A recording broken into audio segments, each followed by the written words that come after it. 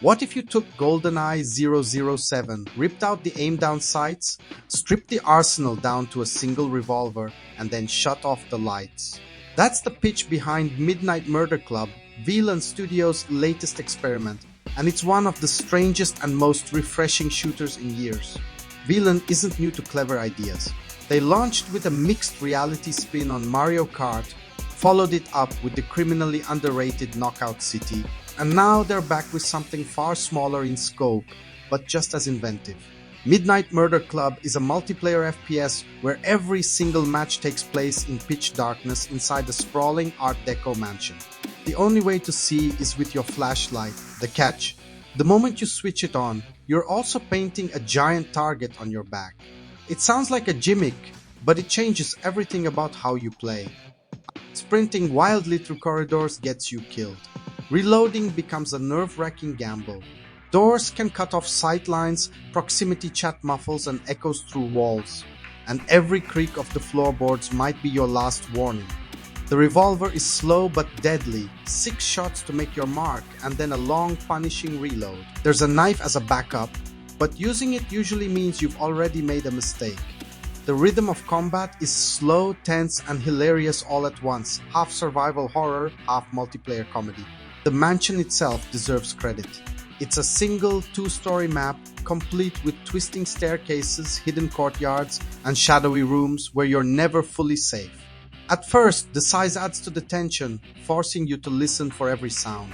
But the longer you play, the more you notice the limitations.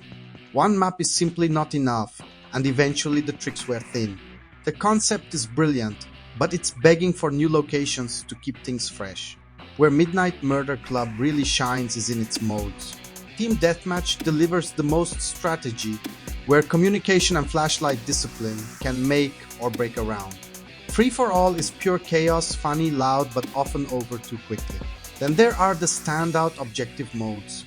Thief in the Night has teams racing to steal and deposit treasures, turning the mansion into a frantic heist under cover of darkness. Headhunters pits attackers against defenders in a battle over demonic totems, creating nail-biting cat-and-mouse chases. And then there's wildcards. Imagine deathmatch, but every player draws a modifier card that breaks the rules of reality. One card makes standing still a death sentence. Another removes all doors from the mansion.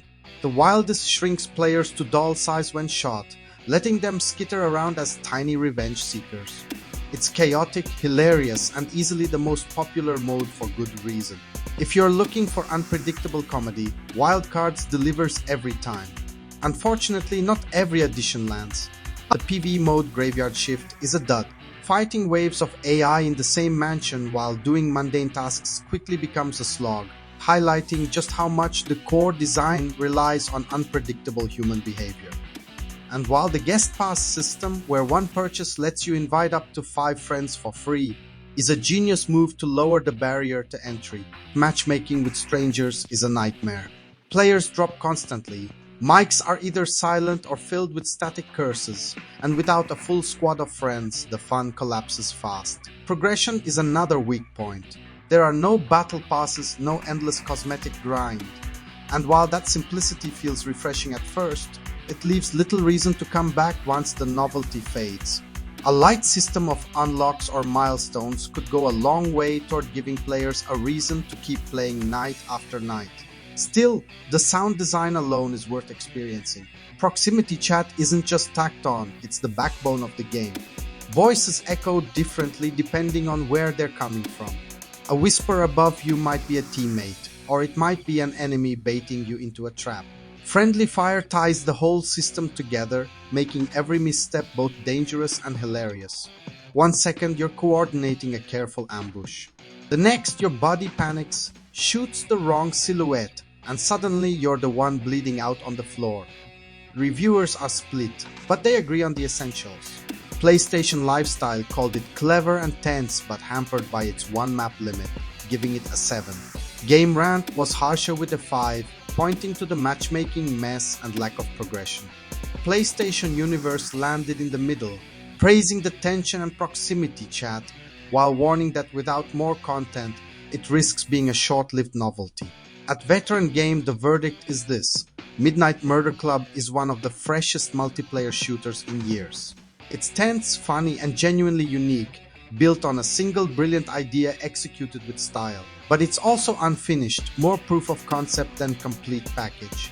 With more maps and progression systems, it could define a moment the way Among Us did. Right now, it's a game you'll have a blast with for a weekend, especially with friends, but may not stick around for months. If you're tired of battle passes, if you miss the thrill of local multiplayer chaos, if you want a shooter where sound matters more than aim down sights, Midnight Murder Club is worth the $10. Just make sure you've got friends to bring along with your guest pass, because in the dark halls of this mansion, strangers rarely bring the same kind of fun.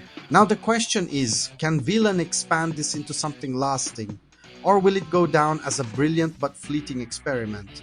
Would you rather see more maps, more modes, or even a full VR adaptation to make the darkness even more immersive? Drop your take in the comments. And if you've got your own hilarious flashlight misfire stories from Midnight Murder Club, I want to hear them.